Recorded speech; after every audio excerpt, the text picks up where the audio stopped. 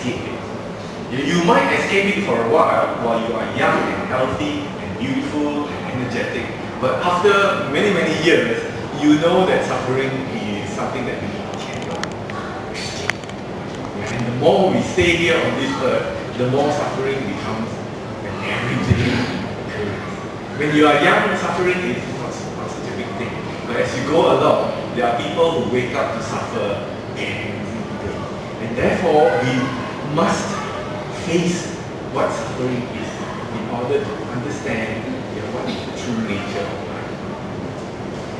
So, in order to get to the happiness, because many people, when they look around, they see that it is a very strange thing. The more Buddhists talk about suffering, the more Buddhists look happy. So many other people of different faiths cannot understand why that is so.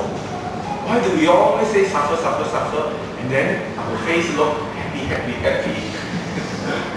So it is a kind of an anomaly. Yeah, it's a kind of a paradox. Cannot fit together, according to people of the other faiths who look at Buddhism and look at Buddhists and try to understand it. And so the way that we go about it is that if we really want to know happiness, we must go through the suffering. We cannot ignore it. We cannot say it doesn't exist. We cannot say that it is only for people who are bad. Because people who are good also suffer. Yeah? It's quite easy to say, oh, if you are bad, you will suffer. It's quite easy to say that if you are not one of us, you will suffer. But when we look around, everybody suffers. Everybody. Whether you are a Buddhist or not, you will suffer. Whether you belong to other religions or not, you will suffer. Sometimes people say, if you are not one of us, you will suffer more. You will have less success. You will have more diseases. You will have more pain, more war, more hardship. But when we look around, we see that it's not the case. Everybody suffers. Everybody is subject to diseases. Everybody is subject to up and down of life. Everybody is subject to eventually also death. Can you say that there are people of other religions who don't die, who don't get cancer, who don't get AIDS? No, that's not true. So suffering is something which is with us all the time. But then the happiness comes when we know how to deal with our suffering. How do we look at the suffering? How do we face the suffering? And from that, we understand the true nature of life. If we want to always run away from suffering, we will never ever be in touch with reality. And so that is what the Buddha's teaching is all about. Face it, see it, and understand it. And when you understand it, the happiness, the truth, will reveal itself. It is not something that is alien to us. Happiness, later on as I will explain, is not an alien feeling. It's not an alien state of mind. We are actually happy people, but we forget how to be happy. That is the problem. So that is what the teaching, Buddha's teaching, is all about. It is for us to find happiness. So the Four Noble Truths are, what are the Four Noble Truths? The first is suffering.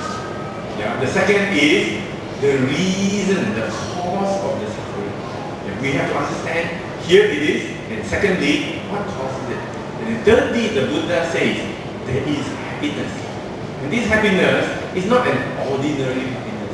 It is the great happiness. It is the ultimate happiness. And then he doesn't just leave it at that. He says, if you want this happiness, you must walk the path. You must practice. You must put in the effort in order to experience that kind of happiness. So Buddhism is very practical. It is a practice-based religion. It is not a religion about come and believe, come and have faith, come and just accept. Buddhism is about you must do your work. It is a DIY, do it yourself type of no one can do it for you. It is very easy to tell people, the founder of the religion came to take away your sins, but then you feel good about it. But then after a while you will think, but my sins are still here. Yeah, I'm still doing a lot of bad things. What did he take away? So the more you think about it, yeah, the more we will understand that it is up to us. Yeah, if you want to be happy, it is us. If you want to be sad, it is also up to us. If you want to have disturbance of the mind, it is all up to us.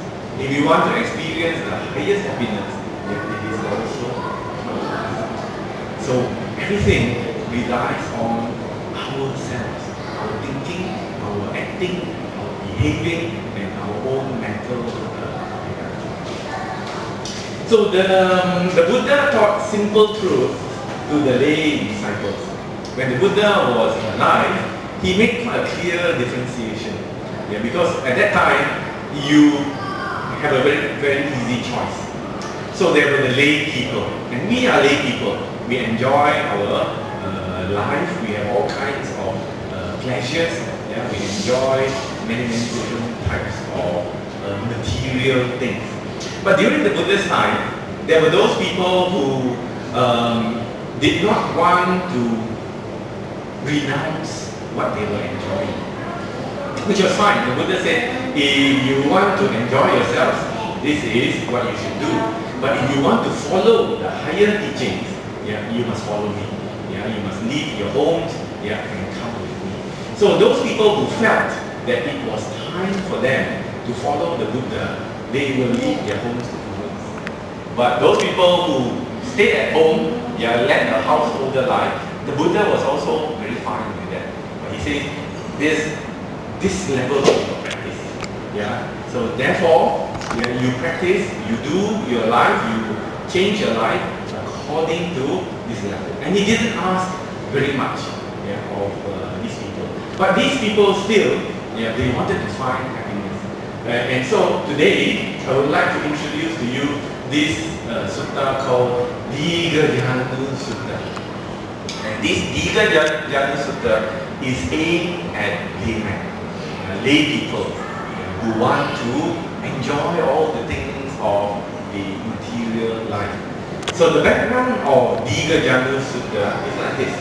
One day, the Buddha, he was